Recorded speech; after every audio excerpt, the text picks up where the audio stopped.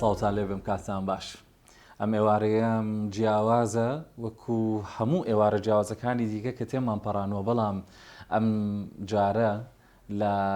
باس و بابەت و حزوری فەخری کائینات پێغەمبەر و خۆشەویستی مسلمانان و هەموو خۆشەویستی خوا و مرۆڤایەتی دادەبین و بۆ باس و بابەتم و بۆ ئەهلی تەسەوف و هەموو خۆشەویستانی ئەم زاتە گەورەیە کە زۆر بەڕێز ئامانژاژڵەیی لەلا میوانە کە بەڕێزیان یەکێکن لە شاعرە بەناوبانگ و نووسەرە دیار و مفەسیری قورئان و کە زۆر بە تایبەتی و بە وردی لە ئەهلی تەسەوفان و بردەکاری و هەندێک بابەت هەیە بۆ باسی ئەمڕۆمان لە لای جەنابیانە و لەگەڵ ئەودا ئەم ئێوارەیە ئینشاء الله خوای گەورە نوری خۆی بۆ هەموو ماڵەکانی ئێوە بۆ ئێمەش بنێرێەوە لێمان قبوڵکە خۆشەویستی فەخری کائینات و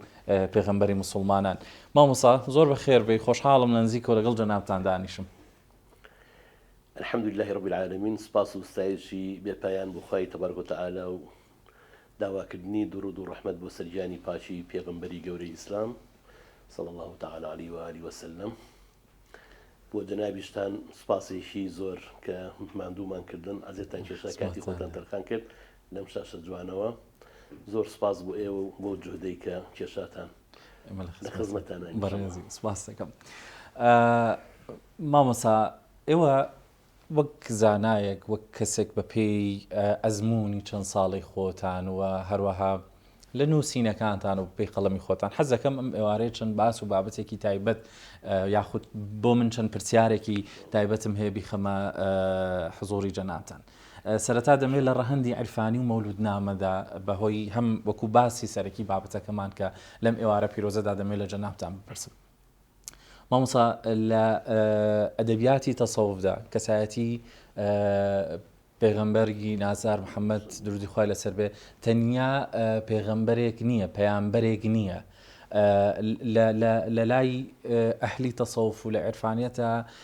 کۆمەڵێک نازناوی تری هەیە، یاخود بە جۆرێک لە جۆرەکانی تر وەک نورێک باس دەکرێت. جا من بۆیە حەز دەکەم بەمە دەست پێ بکەم لەگەڵ بەڕێستانە و ئێوە وردەکاری زیاترم پێ بدەن کە لەو ڕەهەندەدا لە ڕەهەندی عرفانی و مەولودنامەدا پێغەمبەری خوا صلی الله علیه وسلم بە چی دەبیندرێت؟ بەڵێ سەرەتا حەز دەکەم ئیشارەت بە لوتفێکی جەنابت بکەم کە لە گەورەی و لوتفی خۆتەوە هەندێ وەسفی منت کرد کە من لە مستەوایە نیم، خۆشم بە ئەهلی عیلم نازانم، خۆم بە زانان نازانم، ئەوە هەمووی لە گەورەی و لە لوتفی جەنابتەوەیە. بەڕێزم پێغەمبەر صلی الله علیه و آله وسلم وەکو ئەوەی کە لە تعریفی مرۆڤایەتیەوە ئێمە باسی بکەین، پاشان لە تعریفی خەڵکی ئەم وڵاتی ئێمەوە، پێغەمبەر صلی الله علیه وسلم شخصیتێکی معنەویە بەر لەوەی کە کەسێ بێ کە وەکو هەموو بەشەرێک کە خوای تەبارەک و تەعالی ئیشارەتی پیاوە بەشەر و مثلکم، بەشەرە وەکو ئێوە. بەشەر واتە لە ڕووی فیزیکی و لە ڕووی جسمیە وەکو ئێوەیە، کە نافەرمێ ئینسان و مثلکم، بەشەر و مثلکم. ئینسان لەگەڵ بەشەرە ئەوەیە فەرقەکەی. بەشەر ئەم ئینسانەیە بە جەستە و بە وجودە فیزیکیەکەی، ئینسان بە مەعنا کولیەکە و بە وجودە عەزیمەکەی کە خوای تەعالی فەرمێ وەلەقەد کەرەمنا بەنی ئادەمە، یا کە ئەفەرمێ لەقەد خەلەقنا الئینسانە، نافەرمێ لەقەد خەلەقنا البەشەرە. لەبەرەوە وەکو بەشەر نەگوکو ئینسان، وەکو بەشەر کە کەسێک کە خوای تەعالی خەڵکی بژاردووە لە ناو گرۆی مرۆڤایەتیە، ئەم زاتە شخصیتێکی معنەویە جودا لەوەی کە کەسێکە لە ناو گرۆی مرۆڤایەتیە خەلق بووە و ژیاوە و وەفاتی فەرمووە. ئەم شخصیتە معنەویە بە چیا بۆمان دەرەکەوێ؟ پێش ئەوەی کە تەشریفی بێتە ژیانەوە، خوای تەعالی عەهدێکی لە هەموو پێغەمبەرەکان و لە خاوەن شەریعەتەکانی تر وەرگرتووە کە ئەگەر کەوتنە زەمانی ئەوەوە ئەبێ شوێن کەوتەی ئەو بن و ئیمان بۆ بێنن. بۆیە وەکو لە حتا لە تێکست و لە قتە درامیەکانی تەلەڤیزۆنە کە هەموو کەس دەیبینێ باسی ڕابردووەکە، دائیمە گەورە پیاوانی دین بۆ سەردەمەکانی خۆیان وتویانە ئیمان بێنە بەخوای تاقانە و بە پێغەمبەری زەمانە کەشکاوان تیا بوون و بە ئاخرین پێغەمبەریش كستودي ورزقاركا جيهان شاوراني أو أكا كواتا أم شخصيتا شخصيتي بيغمبر صلى الله عليه وسلم چونك شخصيتك تايبة بآخر زمانه آخر زماني سي صفتي تيايا لقل زماني كاني كالجوازة يكم زورترين عددي قروي مروفاتي لآخر زمانه همو بشريت بينا هتا كاتي بيغمبر صلى الله عليه وسلم بجمارة حسابي عنكي بقدر 2 قرني أخيري استا نبون جماري مروفاتي استا زورة أميك دوام زماني بيغمبر صلى الله عليه وسلم كان بعثتي خوي ودس بيكا تا روجي قيامت نهضي علمي مروفاتي أقريته سيري استا خلق لتش مستوايشي علمية شون لجير بخشي تكنولوجيا جيان بسر أبا أمدو سيم زورترين تفاعلات و زورترين تيكالشيشي سياسي و سربازي لم زماني آخر زمانه بويا بيغمري إسلام بيغمري أم زمانه آلوزو معقده كبيغمري أم زمانه بيغمري همو مروفاتيه بوانش كشوني كوتون بوانش كشوني نكوتون أوي كشوني كوتو بيوتري أمتي استجابة والله عم دروكاني أوي كشوني شي نكوتو أمتي تكليفة لسريتي تكليفي كذا وكشوني كيو كواتب مع مصطفى بيغمري همو لايكا أول زوجة لو يكلا تنبواري تري جيانا خلشي تري إسفادي لي كان كمسلمان يجنين وكل لو يكلا كتاب كان أنا باسيان كله كواتب بيغمر صلى الله عليه وسلم شخصيتي شي معنوي جوري أم شخصية معنوية وا بستي بمروفاتي وابو تمام صايم مروفاتي ككاريزما شيء عجائبي لذهنه لضلي خلقه دروس كدوا لذهني خلقه وكو عام لضلي خلقه وكو اني كشوني كوتون وهي بيغمبر صلى الله عليه وسلم روانغيوا شخصيتك بيش خوي نبو دوای خوشي دوباره نابێتەوە گروی مرۆڤایەتی لە ئەوڵ و تاخیر پەیوەندیشان بە ئەم شخصیەتە معنەوی هەیە وەکو کە باسمان کرد. کاکاوانچ بەڕێزت هەر لە سەرەتای وەڵامدانەوەکەت شتێکی زۆر گرنگت بڕوژان ئەویش لەو شیکاریەی کە پێغەمبەری مسلمانان وەک بەشەرێک نێردراوە نەک وەک ئینسانێک کە ئەمە خۆی بۆ خۆی ڕەنگە دووبارە هەندێک قوڵایی دیکەمان باتەوە بگەڕین بە دوای ئەوەی کە ئەم زاتە هەر لە لەدایک بوونیەوە و هەر لە ماوەی منداڵی و لە ئێمە دەزانین لە ژیاننامەی پێغەمبەر صلی الله علیه و سلم کە دایکی شیری چۆن ئەم منداڵی هەڵگرتوتەوە و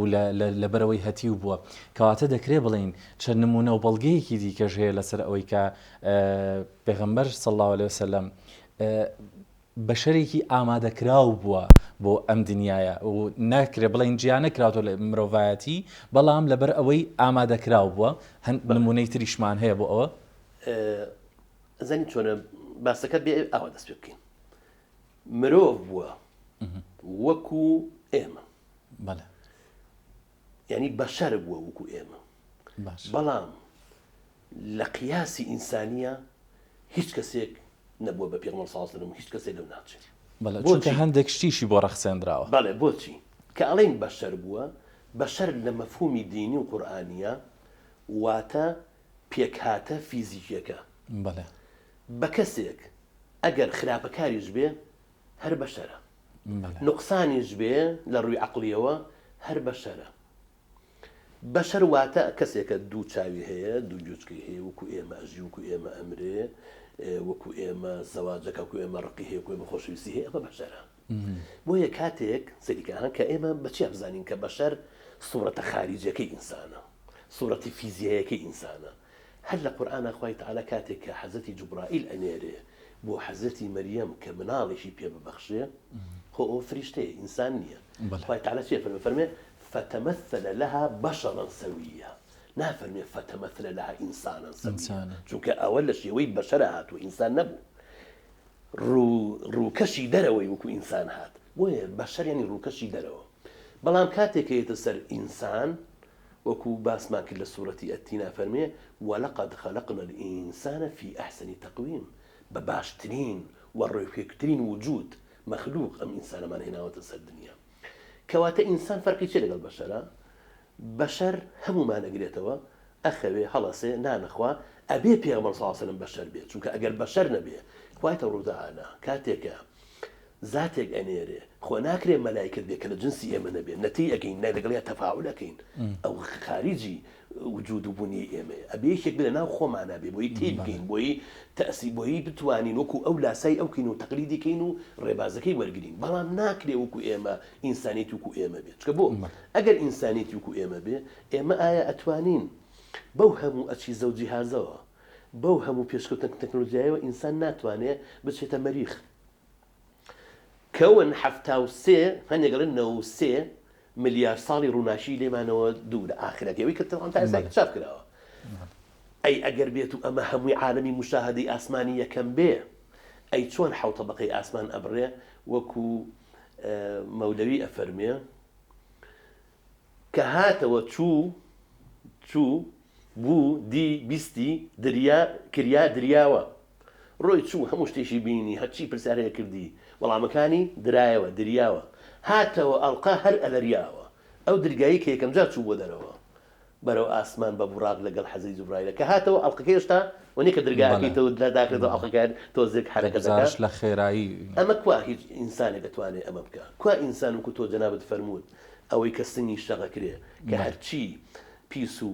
هەرچی پۆخڵەواتی نەفسی ڕەزیلی ئەرزی دنیای هەیە لە ناو سنگ و لە ناو ڕۆح و دڵی ئەم بەزانە ئەکرێتە دەرەوە پێغەمبەر صلی الله علیه وسلم وەکو مەکانەت وەکو معجزەکان وەکو ئەو نورەی کە خوا لەگەڵ یای دایبەزانەوە کە مەبەستی قورئانە و سەر تاپا بەو نورە چونکە چۆتە دڵیەوە خوا فەرمێ لەسەر دڵی تۆدا مەزانەوە یەک پارچە نوری بەسەرا هاتۆتە خوار ئەو هەموو فەزڵێک کە هەیەی ئەو هەموو خصوصیەتی کە هەیەی بێگومان ئینسانی وەکو ئێمە بەڵام بەشەرە لە ناحی فیزیکیا وەکو ئێمە کە بەشەر نەبووە نەمانتوانی بیکەین بە ماڵستا و بە قایدی خۆمان دەستخۆش و خۆی گەورە پاداشتی بە خێرتان باتەوە دەمە بێمە سەر باسی بەراوردی ئەدەبیاتی مەولودی کلاسیک و هاوچەرخ شاعیرانی کلاسیکی ئەمە وەکو مەحبی و نالی و ئەمان کە لە زۆر سەنعەتی ئەدەبی خۆیانە لە تەلمیحە لە ینی زۆر شتی گەورە و جوانمان لێ خوێندوونەتەوە مەسەلەن لەگەڵ شاعیرانی عرفانی نوێدا ینی لە کوێن بۆ کوێ ینی جەنابەت مەسەلەن ئەو بەراوردە ئەگەر تۆ ڕوونکردنەوەی ئەوەم پێ بدەیت خۆی مامۆستا ئێمە ئەبێ جارێ وەڵامی پرسیارە بینەوە بزین ئەم ئیسلامە چۆن هات بەناو میلەتی ئێمە بەڵێ لێوە ئەتوانین بڵین فەرقی ئەدەبیاتی ئێمە لەگەڵ ئەدەبیاتی میلەتانی تری موسڵمان چییە ئێمە جیان لەوە خەڵکی عەرەبستان کە بە جسمەن و بە وجودی جسمی نزیک بوون لە خزمەت پێغەمبەر صلی الله علیه وسلم وڵاتی کوردەواری وڵاتێک بووە کە کەمترین شەڕ و غەزای تەحریری تیا کراوە ئەویش ئەو شەڕ و غەزایی کە تیا کراوە کە لە مێژووە باس کراوە لە وڵاتی کوردستانە سەریکە لە وڵاتی کوردستانە غەزا کراوە شەڕ کراوە بەس لەگەڵ کورددا نەکراوە وڵاتی کوردستان داگیر کراوە بووە بەشێک بووە لە حکوومەتی گەورەی فارسی کە پیدرۆس ساسانیەکان معلومی جەنابتە ئەگەر کەسێک بێ بڵێ وەڵا شەڕ بووە لە سلێمانی لە ساڵی هەشتاکانە ئێران شەڕی کردووە لەگەڵ عێراقا خۆ ئێران شەڕی نەکردووە لەگەڵ کورددا لەگەڵ خەڵکی سلێمانی کە بردومانی سلێمانیشی کردبێ بردومانی حامی سلێمانی کردووە ڕەبایەکانی کردووە کە جێشی عێراقی بووە نەک خەڵکی کوردستان ئەو کاتەش کە شەڕ بووە لەو نقطە و لەو مەحمیانە دراوە لە کوردستانە کە بەرەنگاری ڕیسالەی محەممەدی بوونەتەوە صلی الله علیه وسلم ئەویش کێ بوون فارس بوون ئەگەر کوردێ بەشداریشی کردبێ ئەم کوردە سەربازی فارس بووە کورد نەبووە بەو معنای کە تێگۆشێ بۆ کورد بەڵکو جوندیشی فارس بووە بە کرێژیراوێکی دەستی فارس بووە جا جوندی بوو بکەن بە کرێژیرا مەقسەدم یعنی لە ژێر سڵتەی فارسا لە ڕۆنەتەوەیەتیە کوردەکەی هاتۆتە دەرەوە بەڵێ ئەو کاتە چونکە دەسەڵاتێکی کوردیش نەبووە لەبەرەوەی کە شۆڕشیشی کوردی لەو کاتیان نەبووە کوردەکە ناچار بووە لە ژێر دەسەڵاتی ئەوە ببێ بە سەرباز ببێ بە کرێگرتەی ئەو دەسەڵات بۆیە کاتێکە لە تاریخی ئیسلام ئەفەرمێت کە هاتینە ناوچەی کوردستان چونکە وشەی کورد و کوردستان لە مێژووی ئیسلام و لە سەدری ئیسلامە هاتووە بەڵێ وەکو لە حەدیث فەرمێ ئەتا بکوردیین پێغەمبەر صلی الله علیه و سلم ڕۆژێ بەجدی کوردیەوە هات ینی ئەوە لە حەدیثی هەیە کە فەرمێ کورد هەیە فارس تورک هەیە فارس هەیە کورد لەبەرەوە لە حەدیثانە هاتووە نەتەوەیەکی زۆر عەریق و قەدیمە کاتێکە جێشی مسلمانان سەحابە دێ سەیرەکە مقاومە نییە ئەڵێن ئەوە بۆ مقاومە نییە لەم وڵاتەیە خەڵکەکە نایکا وەختە سەیرەکەن ئەوەی کە پێوترێت کابان لەلای ئێمە لە عەربیە لە نەسە عەربیەکانە بە جابان کوردی هاتووە. ئەم زاتە پێش ئەوەی کە ئیسلام لە جەزیرەی عەرەبیش گەشە بکە سەیریکە هاتووە گەڕاون ئەم خەڵکی کوردستانە بە دوای حەقا بە دوای پەیامی خودداییە بە خزمەتی پێغەمبەر سەڵەم گەیشتووە بەیعەتی یاوە تێ ئەویش پێغەمبەر سەڵەمیش ڕێنمایی فەرمووە پێی تەعالیمی دینیاوە تێ هاتۆتەوە لە کوردستان بەڵاوی کردێتەوە. یعنی یەکێک لەو دەعوە عقائیدی و دینیانەی کە لە کوردستانی ئێمە هەبووە لە چواردەورەکەمان نەبووە. کاتێک کە هێن سیرەکەن خەڵک ئەزانێ نوێژ بکە خەڵک ئەزانێ تعالیمی دینی بەڕێوە بەرێ. ئەمە چی وای کردو اینجا ئەزانن کە سەحابی بەڕێز ئەوەی کە عەرە پێرە جابان کوردی کابانی خۆمان ئەمەی کردو. بۆیە ئەم شۆڕشە کوردستانیە کە خۆماڵیە و هەڵقوڵاوی ویست و ئیرادە و عەقیدەی خەڵک بووە بەڕاستی زەمینە سازیەکە بۆ ئەوەی ئێمە لە سەرەتای ئیسلامەوە پێغەمبەر سەڵەڵ عەلەیهی ناسی. کەواتە ئەم ناسینە هەر لە بیدایەتی مێژووی ئیسلامەتی ئێمەوە بووەتە هەوێنێک بۆ دروستبوونی مەحەبەتێک جیل بە جیل لە دڵی خەڵکی کوردستانە. بێگومان تەسەووفیش ئەساسی تەسەووف لەسەر بنیادنانی مەحەبەتی خوا و پێغەمبەری خوا صلی الله علیه و سلم بنیادراوە. ئەوجا دوای چونکە تا خوا نەناسی ناتوانی خۆش بوێ تا خۆشت دەوێت ناتوانی بە قسەی بکەین. وەیە تەسەووف کە لوبی ئیسلامە و لوبی هەموو شریعەتەکانە هی دینی خوایە لە حەزەتی ئادەمەوە تا خاتەم و بە جۆرێک لە جۆرەکان ئینسانی لێکۆڵەر ئەتوانێت بیدۆزێتەوە کە لە هەموو حرەکات و سەکەناتێکی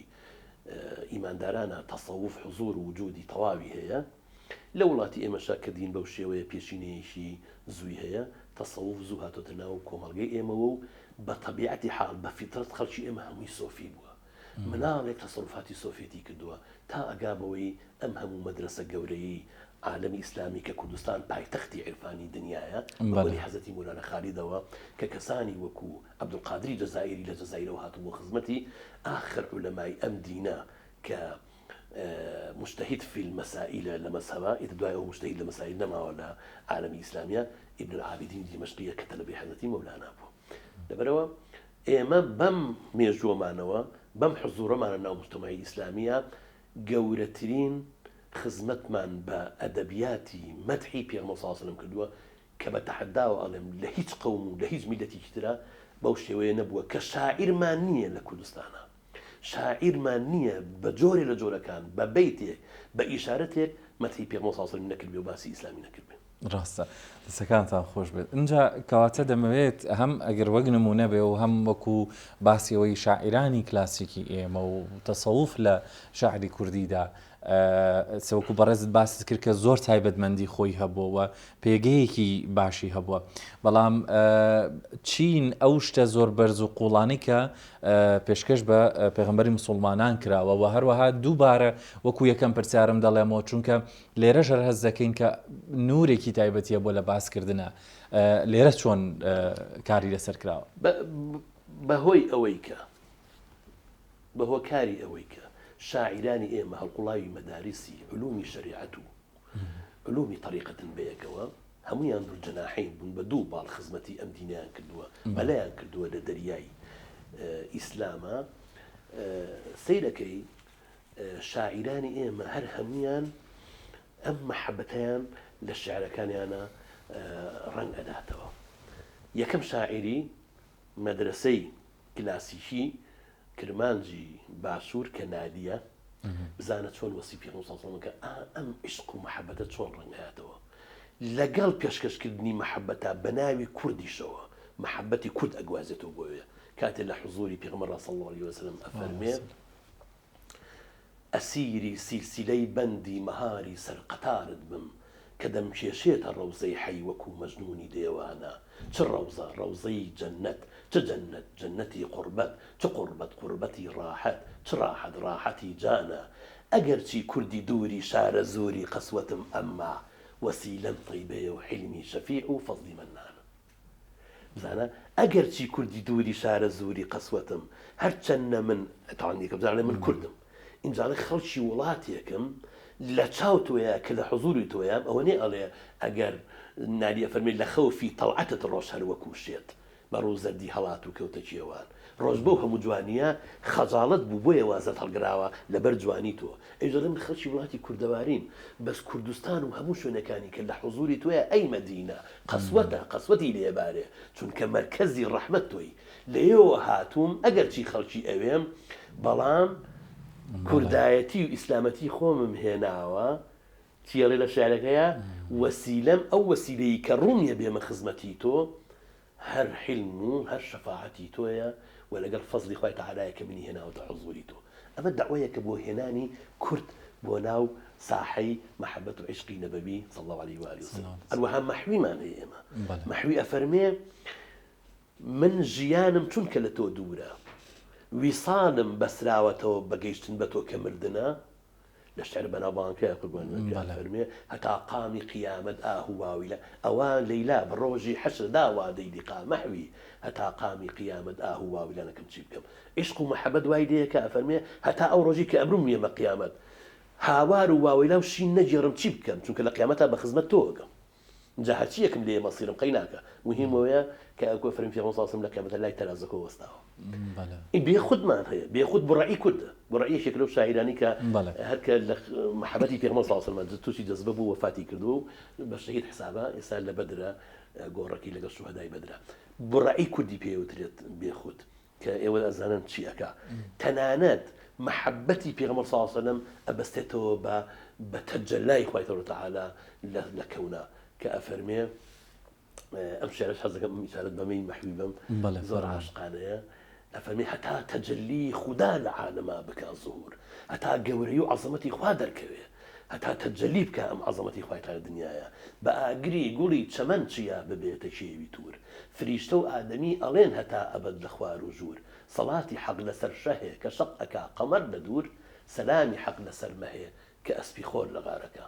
ئیشارەتە بە دوو شتەوە بە دوو معجزە یەکی کانەوەی کە مانگی دەتکرد پێغەمبەر صلی الله علیه و سلم کە شەقێکا قەمەر لە دوور ئەوەی کان ئەسپی خۆر لە غارەکە ئیمامی عەلی بوو کە خەریب و نوێژەکەی ئەچوو دوعای بۆ کرد ڕۆژ بەستا هەتا ئیمامی عەلی نوێژەکەی کرد بۆی کە نوێژی عەسری نەچێت ئەمە لە ناو شاعیرانی ئێمەیە ئەو شاعیرانەشمان تەنانەت سەیری کێسامە معلومەیەک هەیە حەقە خەڵک بیزانێ هاوڵاتیان بینەرانی خۆشەویستی ئەم بزانن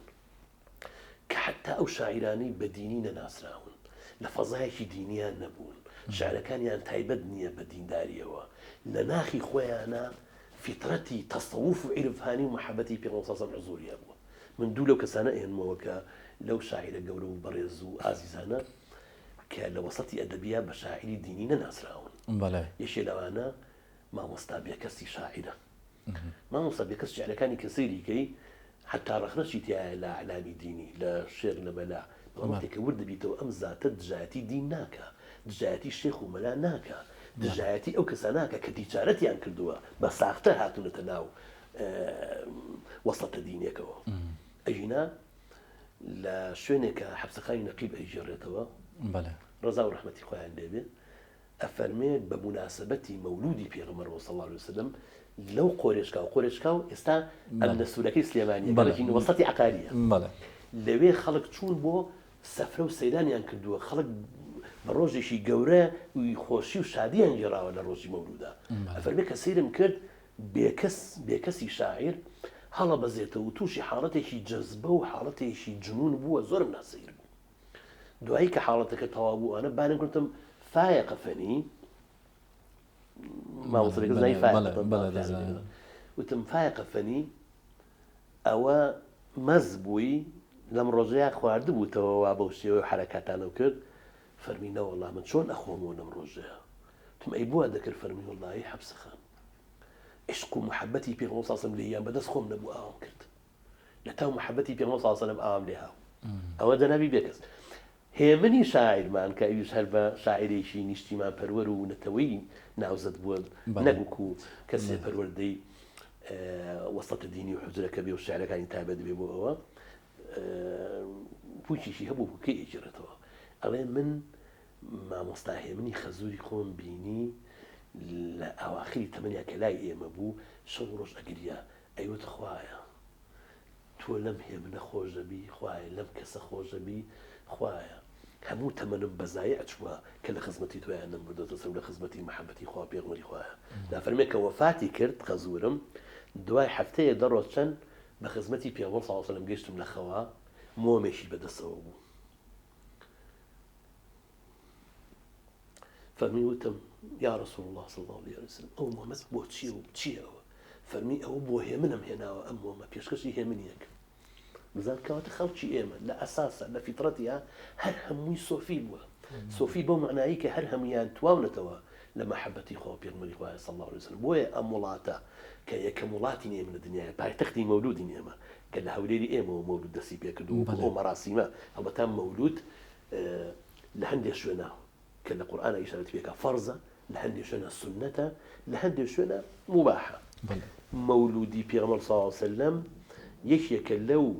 داهێنانە حەمیدانەی کە لە وڵاتی ئێمەوە وەکو ئەو مەراسیمە کراوە ئەژی ناخۆ مولود زەمانی سەحابەشە کراوە پێغەمبەر صلی الله عليه وسلم فەرمی لە دووشەممە لەدایک بووم بۆیە بە ڕۆژوو ئەبم بەڵام بەو شێوەیە کە ئەو مەراسیمە بێت و ئەو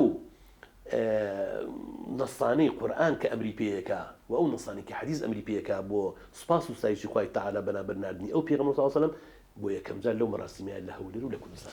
دەستان خۆش بێ هەر خۆی دەمیست بەشی کۆتایی پرۆگرامەکەم پرسیارم ئەوە بێ کە مەولود و مەولود نامە کە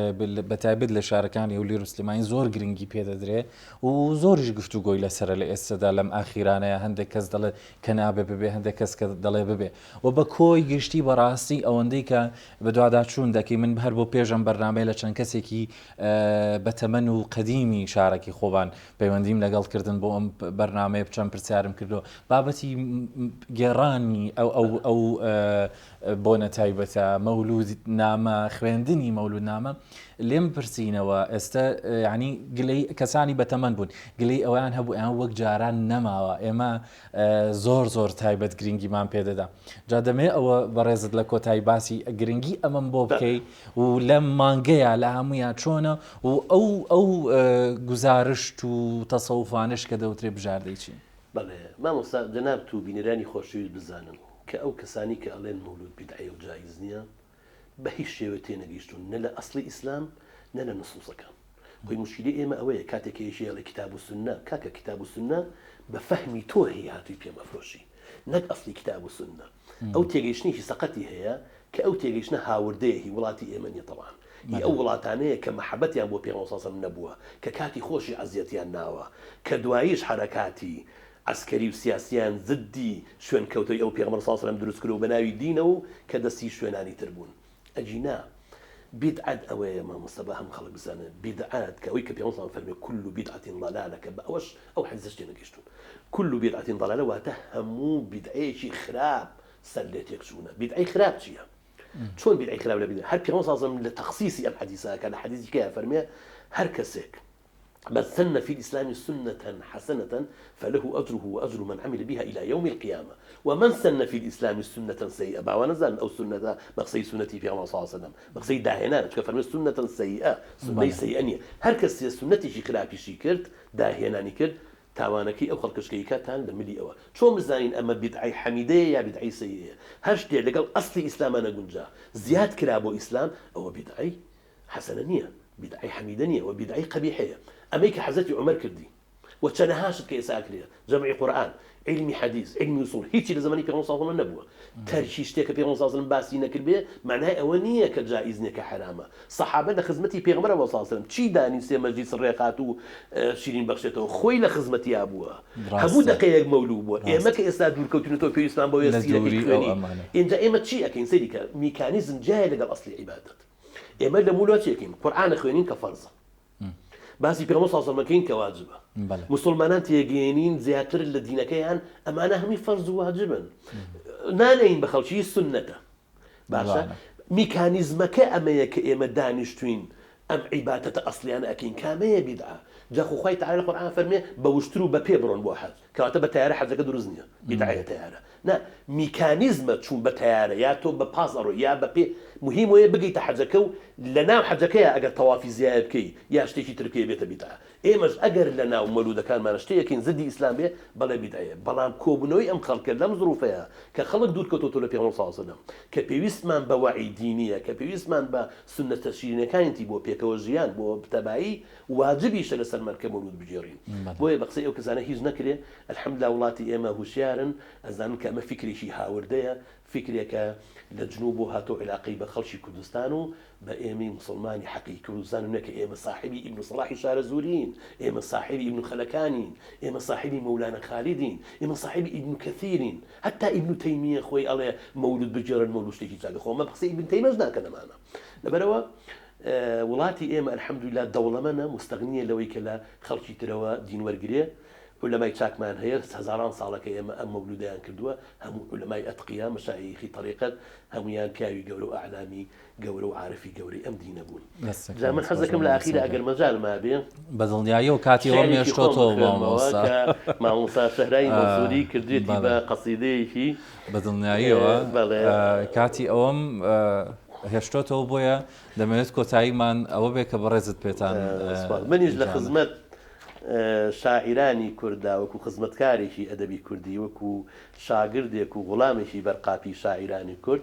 پێم خۆش بووە کە لە خزمەتی حەزەتی فەخری عەلەما صلی الله علیه وسلم ئەم چەند کەلیمەیە بکەم بە شێعر. لە هەر کوێ بم بەدایم تۆ لە لامی یا رسول الله لە بابی معرفەی دڵ ئەلفولامی یا رسول الله بەشیلەی شەونمی شەکەر وشت شۆراوە ئەم شینە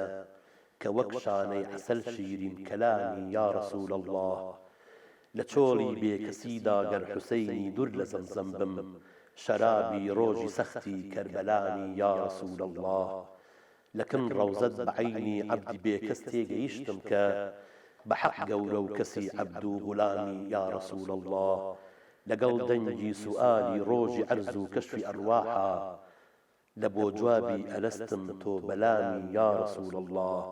مەدینی مائیدەی لوتفت سەفایی گەر لە هەر جێبێ دەکا یادت لەگەڵ عەرزی سەلامی یا رسول الله. خێربێنەوە دەستان خۆش بێت زۆر سوپاس ئینشاءالله لەگەڵ جەنابتانە و بۆ بینەرە خۆشەویستەکانم هیوادارم ئێوەش دڵخۆش و گەشتبین بوو بن لەم پرۆگرامە لەگەڵماندا و ئینشاءالله خوای گەورە نور و بەرەکەتی خۆی بە ماڵی هەموواندا بڕژێنێت لەم میادە مبارەکەدا هەمووان بتوانین کە سوود لەم کاتانە ببینین بۆ باکردنەوەی ڕۆح و بڕکردنی ڕۆحمان لە هێز و توانای ئەرێنی و نوری ئەڵڵاهی. کاگامانش زۆر زۆر خۆشحاڵ بووم سپاس دەکەم سەربەرز بن دەستان خۆش بێ و هەر بمێنە سپاس بەڕێز.